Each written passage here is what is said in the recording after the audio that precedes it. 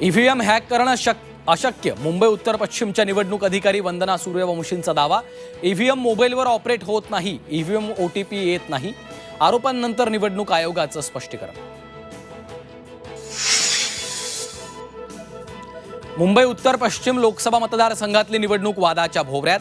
खासदार रवींद्र वायकरांचा नातेवाईक मंगेश पंडिलकर आणि data entry operator Dinesh Gurav यांच्यावर गुन्हा दाखल. मतमोजणी केंद्रात मोबाईल वापरल्याचा आरोप. गोरेगावच्या मतमोजणी केंद्रातलं फुटेज देण्याच्या मागणीसाठी ठाकरे गट कोर्टाचे दरवाजे ठोठावणार. आदित्य ठाकरेंची माहिती. पराभव जिव्हारी लागल्यानं ईव्हीएमचे आरोप. रवींद्र वायकर आणि मुख्यमंत्री शिंदेंचा पलटवार. राज्यातल्या विद्यार्थ्यांसाठी आनंदाची बातमी. शाळा आणि कॉलेजमध्ये मिळणार एसटी बसचा प्रवासी पास.